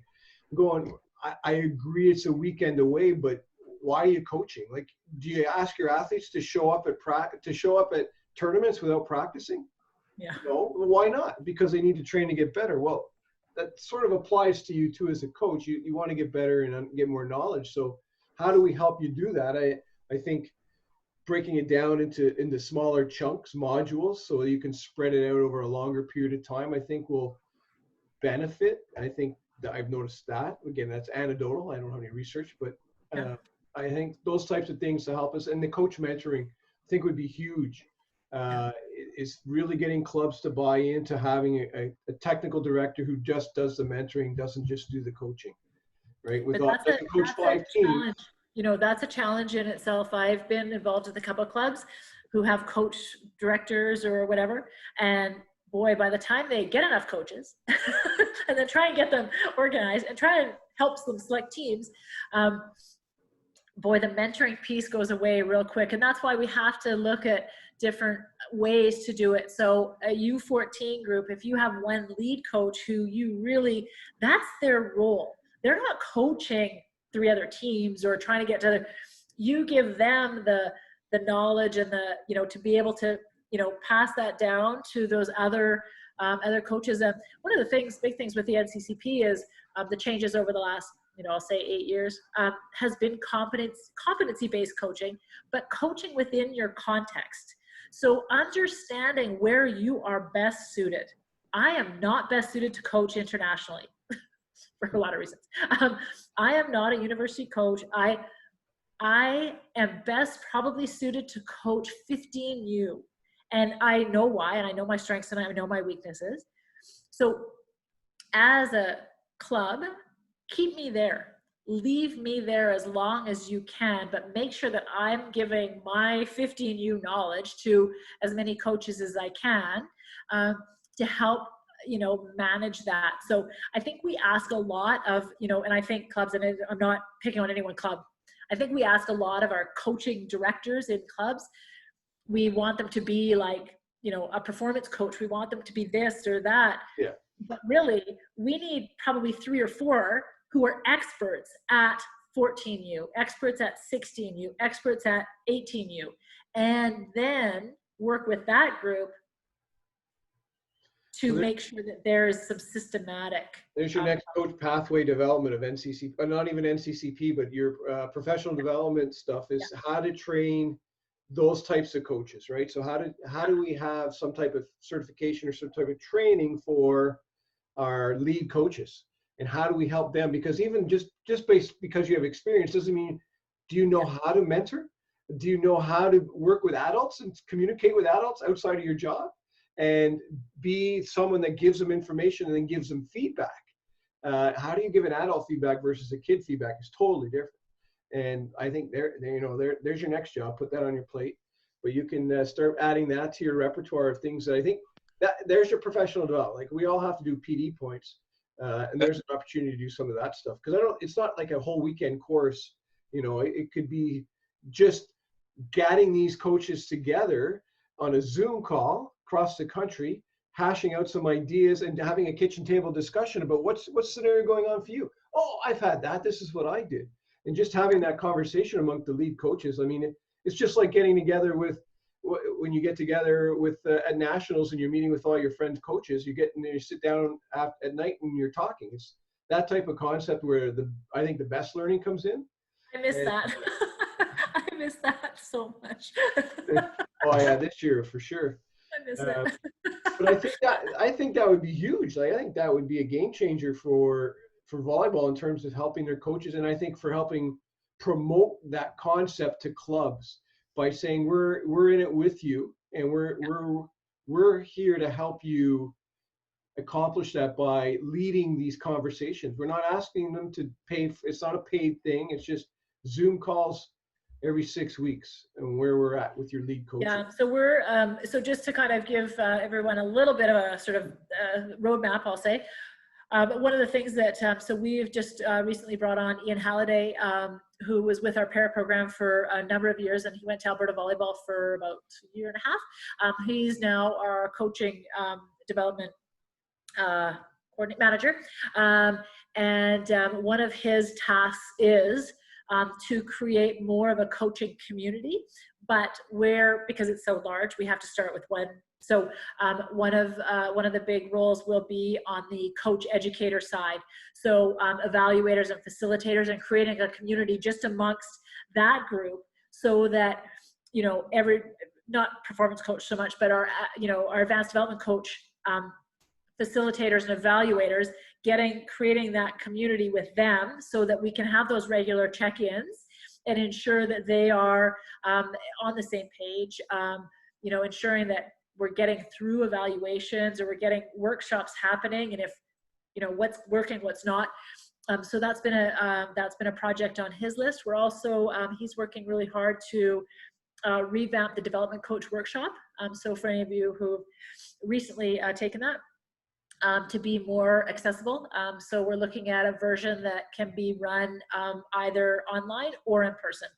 We recognize the high value in having an in-person coaching workshop, but we also recognize that we need to make sure that it's accessible to more people. So we could have a national level development coach workshop through webinar and through technology, and just ensuring that our entry-level coaches are getting the education that will help them to be successful as coaches. Cool. Well, that's good. Awesome. What else we wanted to? So yeah, we got off topic there about coaches finding out how to get involved with the program. So one, contact you, and then is there sort of timelines that coaches should be aware of, both for their athletes in terms of identification or putting their names forward, and same with coaches putting their names forward in terms of interest in youth programs? Yeah, so typically it's sort of November, December is when those plans start to sort of come together. I don't know what will happen this year. I don't have a crystal ball. I wish I sure did, but so typically November, December is when we start to really nail down what the program will look like the following year. And then typically that gets sort of finalized sort of mid-January, end of January type time frame. Okay. I wish I could tell you it was earlier. And it just gets posted on Volleyball Canada's website, right? Yeah, usually we post on Volleyball Canada website. I typically will send it out to through sort of our U Sports CCAA kind of network, our provincial or PTAs. Typically, I'll make sure that they see it as well. And those are sort of the three different ways that information gets out. In terms of the athletes, again, once we sort of get those programs, we typically go with the same kind of, the PTAs are the most important part, our website.